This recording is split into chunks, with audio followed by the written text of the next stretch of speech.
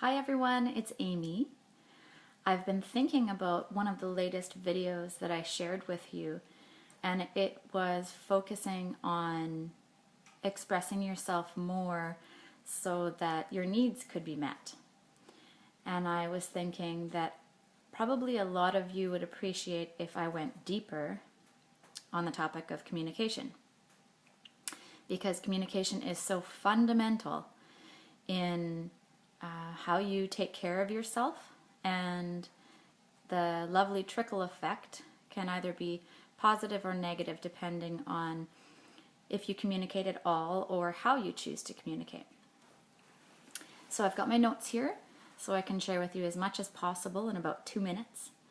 And so today's focus will again be on communication and how when you are able to communicate in a healthy way, it just affects everything else in your life, your workplace, your personal relationships, how you feel about yourself, how fulfilled you feel. So there are 3 steps I want to share with you to practice that will really benefit how you can communicate. So the first one is gaining more self-awareness. So it could be in the situation at hand and also reflecting after a certain situation has happened.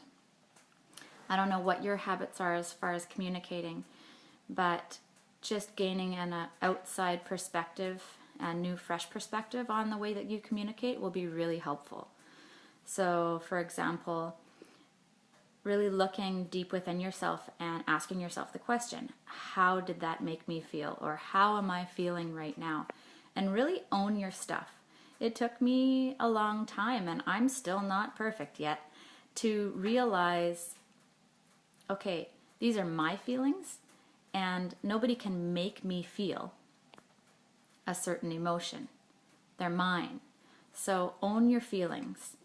And I'm going to encourage you to stop blaming other people for how you feel. It'll change your life when you start taking responsibility in all areas. The second step is to practice self-control. So you have been given as much self-control as anyone else that you know in your life. But it's like any muscle, you have to use it or you'll lose it, and then you'll have to work harder to get it back again. Self-control enables you to really take a breather and give yourself that time for reflection and gaining self-awareness.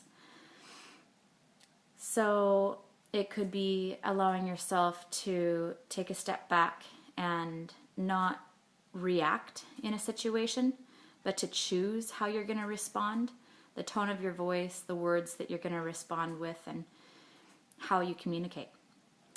And then the third thing that I'm going to suggest you practice is expressing your feelings. So some of you are already feel totally equipped expressing and communicating your emotions, and others need more help. So in the relationships where you feel comfortable expressing yourself, I'm encouraging you to do it more often.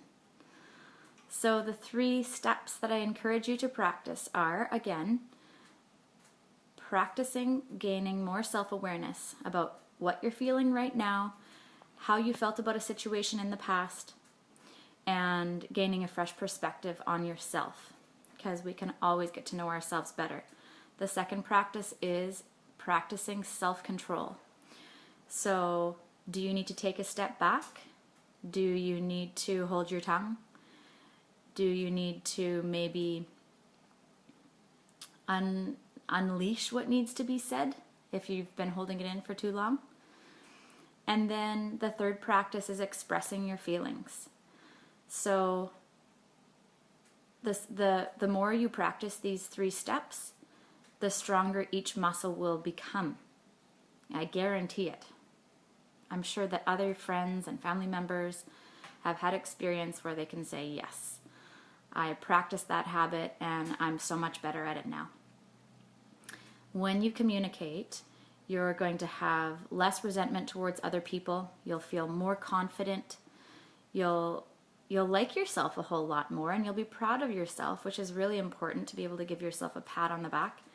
and you'll have more personal fulfillment, you'll have more enjoyable workplace relationships, and also personal relationships. So yay for communication. It's a beautiful gift, and we just have to learn how to use it, right? So I hope you have a great day and that those steps help you. Take care.